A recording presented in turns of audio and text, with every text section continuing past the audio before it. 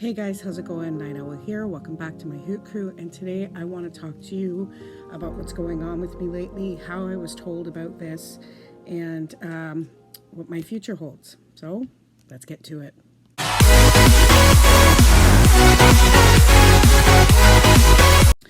So I told my friends I was going to make this video. There's only a few people that do know about this on YouTube, especially one that I've told. And, you know, she's chomping at the bit because she wants to pray about it, but I've asked her to remain quiet. So thank you so much, Shelly Bug, for keeping quiet for me regarding this. I needed to figure a few things out. I was going through a bit of an emotional block because I just didn't know what to do. I went to my doctor a couple of weeks ago, and he told me that I have something called COPD, which is a chronic lung disease. So basically there's a few stages, and yeah, I'm apparently in stage 3, so I'm going to read to you a few ways to tell that you have it or might have it, and if you think that you might, you need to go to your doctor right away. And I'm also going to tell you some things that they've said that you can help maintain it, because it is incurable at this point. So I'm going to get right to it. I'll tell you about the stages first, and then I'll tell you about the rest of it. Okay, so I said I was going to talk about this. So this is what it is. It says COPD is one of the most common lung conditions affecting more than 65 million people worldwide. Smoking, air pollution, genetic predisposition are primary causes of COPD. Symptoms don't show up until lungs are already damaged. So you won't know that you have it until it gets bad enough that you're willing to go to the doctors. Now I'm going to read some of the symptoms that you can look for and stuff like that, and then I'll read the stages and how it affects things. The first one I've got is a chronic cough, which is a persistent cough that does not subside for weeks, months, or years. The cough is similar to a smoker's cough, and many long-term smokers can and it can lead to delayed diagnosis, because most smokers think, it's just smoker's cough, right? And sometimes that's all it is, but sometimes it is COPD, which is more common in smokers. And I've heard that from a lot of people. They've said to me, oh, well, you don't smoke. Well, I did a long time ago, and that's when I started having problems. So probably about 16 years, almost 17 years since I quit. So actually about 17 years. The second one is mucus, which could be white, pale green, or yellowish. People with COPD are at a higher risk of developing lung infections. The mucus causes congestion and can result in breathing difficulties, primarily upon walking or waking, not walking. Mucus production tends to get worse as the disease advances. So yeah, that's another thing that you have to watch out for. Like, yeah, when you get sick, you have mucus, but when you have it all the time, especially when you wake up in the morning and stuff like that, that's another sign. Another one is shortness of breath. It's considered to be one of the most problematic symptoms of COPD. Most people experience the worst of this respiratory difficulty after physical exertion. The symptoms of 10 indicates inflammation, blockage of the pulmonary pathways, and calls for immediate medical attention, which, yeah, obviously you guys know I went to my doctor, and I'll tell you how I found out I had this after I read all these.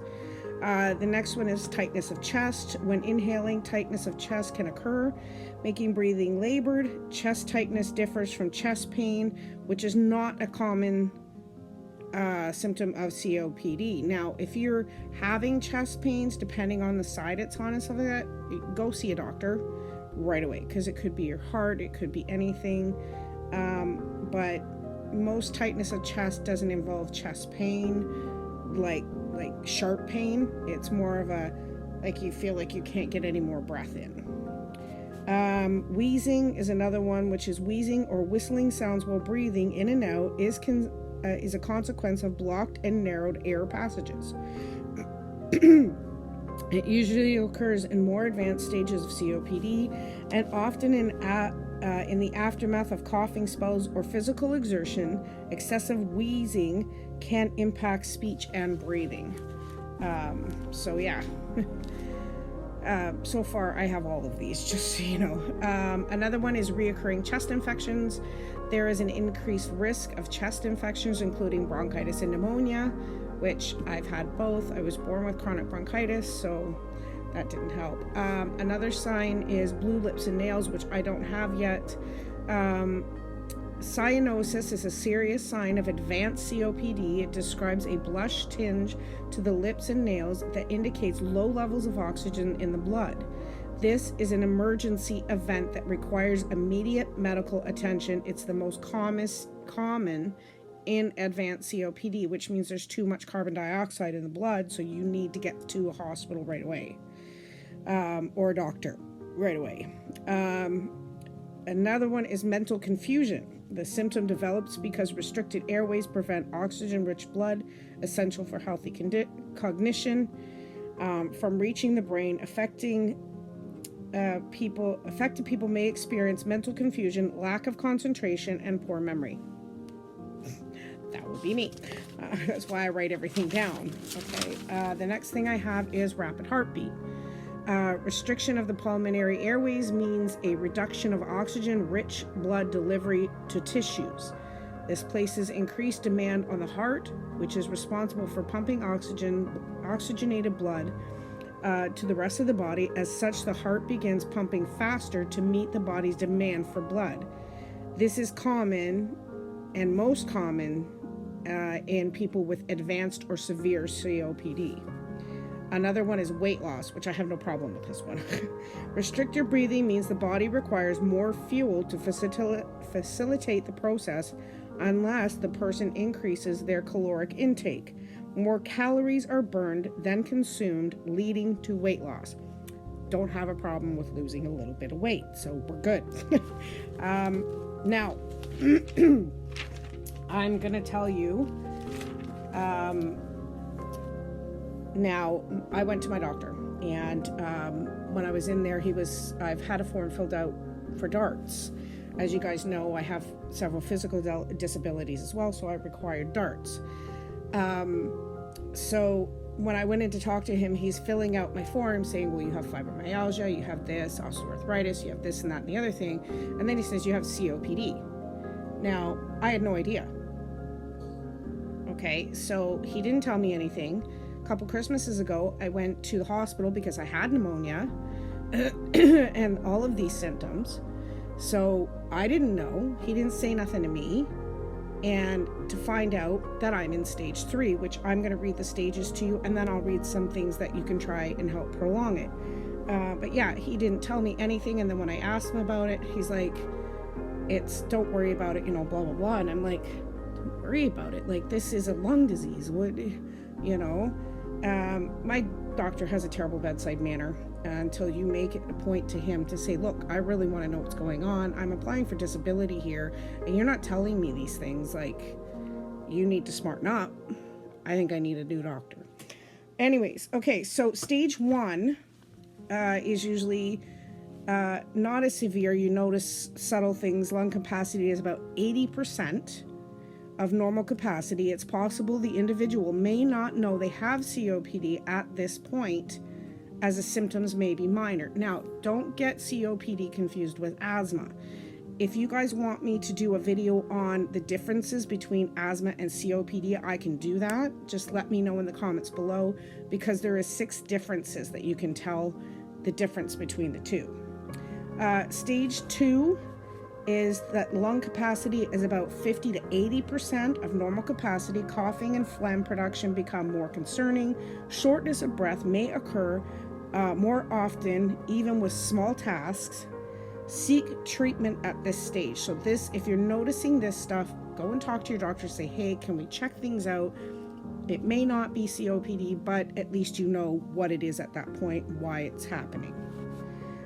Stage 3 lung capacity is about between 50 to 30% capacity. Symptoms at this point can be more severe and include fatigue, shortness of breath, and flare-ups when symptoms last longer and sometimes lead to hospitalization, which when I got pneumonia, that's what I ended up in the hospital. They're caused usually by lung infections or air pollution. It can also be in your house, dust, mold, ammonia from cat litter, perfumes, you know what I mean, dust in the air outside the house. Like, you have to be really careful at this point.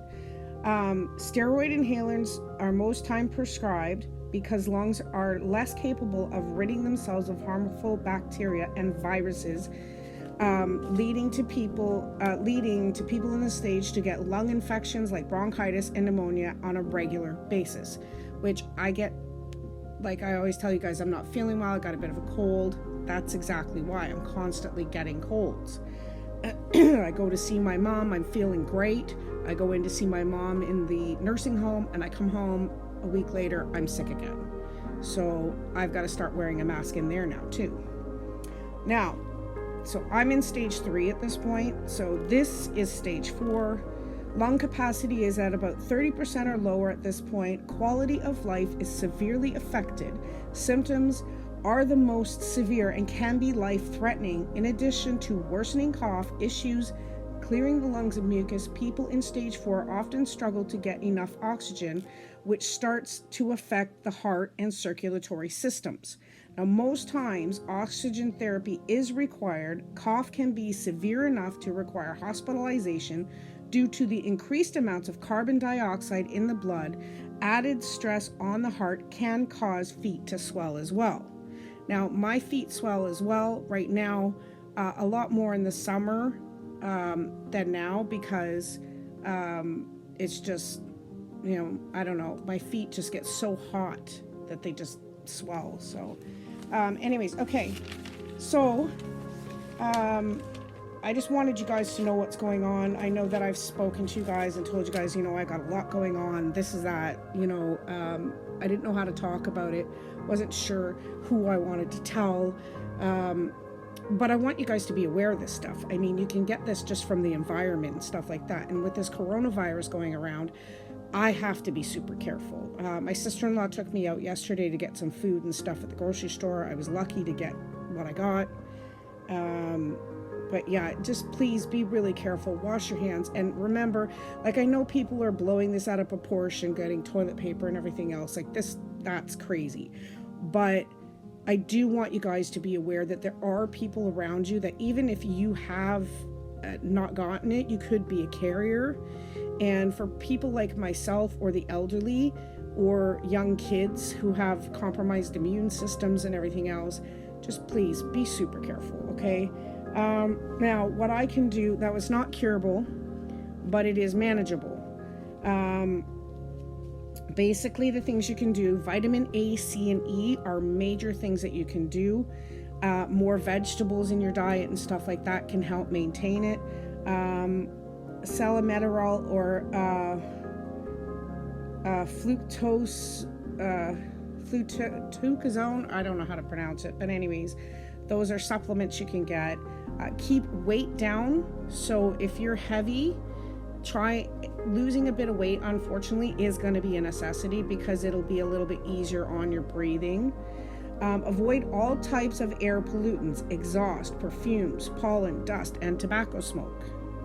Rest properly. Make sure that you're sleeping properly.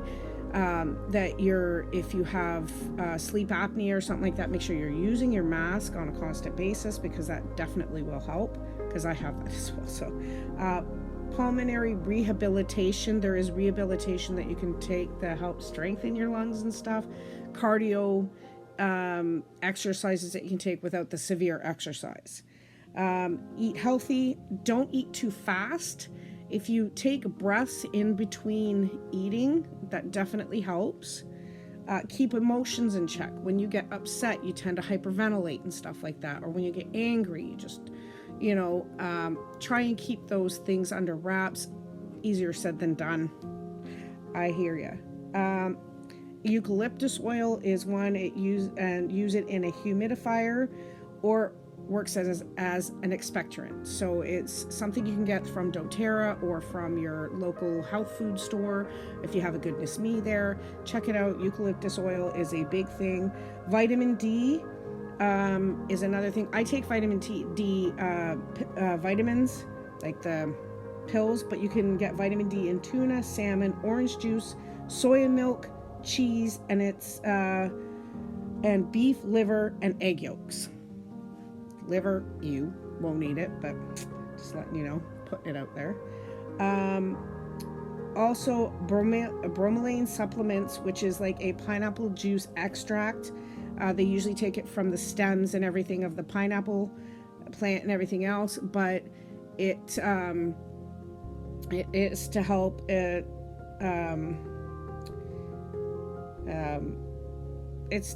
It'll help. But anyways, take it if you're on blood thinners, or don't take it if you're on blood thinners or antibiotics, or those who may be allergic to pineapples. Now, I know a lot of patients, if you're on heart pills, like grapefruit is something that if you have heart issues, you should not be eating grapefruit because it is not good for you. I don't know why. I think it's the high acidity and everything else in it. But anyways, guys, so that's basically all I can tell you at this point. But like I said, if you want me to do a video on the differences between asthma and COPD, I can do that. Just let me know, like I said, in the comments below. And we can address that at this point, because there is some big differences. There's about 6 or 7 differences that they have listed. So anyways, guys, I hope you enjoyed this video. Please, like I said, be aware of those around you who may be already sick, because even if you don't have it, you could be a carrier, and it could be fatal to someone who is already sick. That's all I'm asking. But stop buying toilet paper, because we need it too. Anyways, guys, I hope you have a blessed day. Please leave a thumbs up on your way out. Hit that subscribe button and the bell icon, and you'll never miss another one of my great videos. Guys, take care. God bless. Bye.